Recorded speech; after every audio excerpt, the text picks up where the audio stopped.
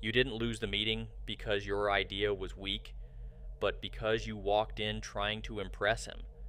The whole time, Jamie Dimon was trying to figure out whether you were hiding something. Most people see Jamie Dimon smiling, joking, making the room feel comfortable, and they calibrate accordingly. To do this, they soften the risks, they polish the narrative, they walk in with a deck designed to project confidence and executive presence, but within minutes, he's already decided he doesn't trust them. Why is this? Here's the architecture that explains exactly why.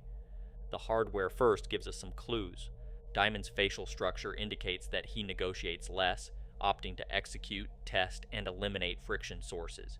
We also can detect extreme dominance orientation from the width to height ratio, elevated baseline aggression, and a low compromise operational stance. The lower third is dominant, indicating Dimon is less about theory and vision and more about physical execution, territorial expansion, and a near total intolerance for abstraction that doesn't produce an immediate, tangible result. The public perceives Dimon as a relationship-driven executive who is charismatic, accessible, and the kind of leader who makes a room feel comfortable.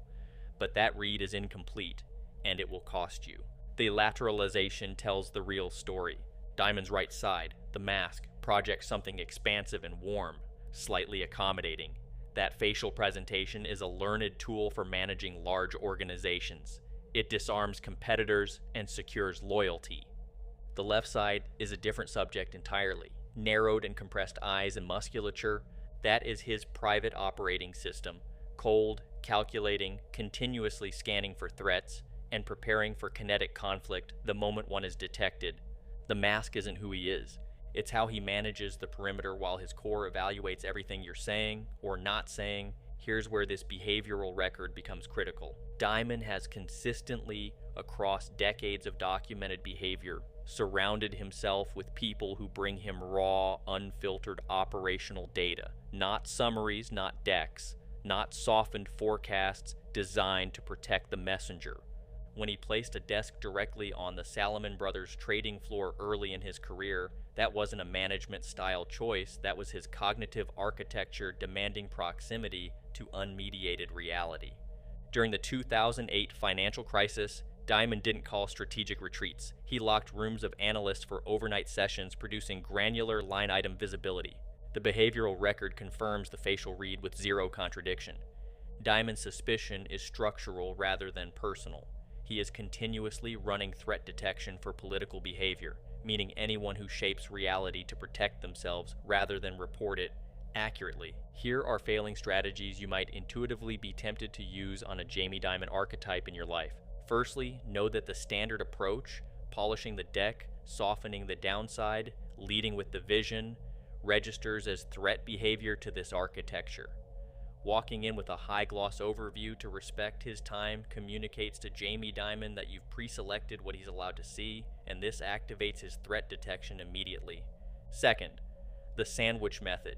You frame bad news between positive updates to manage his emotional state. Dimon experiences it as concealment, and once he categorizes you as someone who manages perception over truth, that categorization is permanent. Third, appealing to morale, culture, or industry trend as justification. Abstract metrics are not inputs his processing system can evaluate. He needs physical, verifiable, ground-level data. Offer him anything less, and he'll conclude you don't have it. Before I tell you the high-leverage moves, if you're identifying this architecture in someone around you and you want the foundational map, there are 4 behavioral baselines. Every person under pressure defaults to 1. We've built a free brief, 4 archetypes, immediate PDF delivery, no cost. The link is in the description. 3 asymmetric plays for dealing with a Dimon in your professional environment. First, lead with your worst number. Open by naming the single biggest operational flaw in your position before he asks. Do it flatly, without apology, and without context management. His internal threat detection system expects concealment.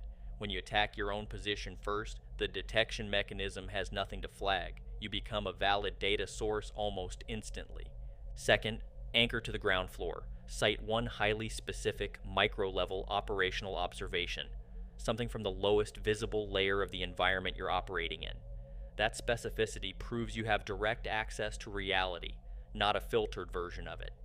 It mirrors his own documented operating instinct. You operate on real, tangible, hard data, not in the abstract.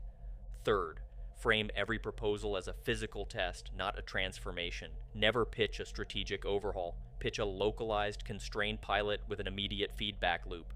This bypasses his allergy to grand strategy and triggers his bias for kinetic action. He will move faster on something he can touch than on anything he has to model.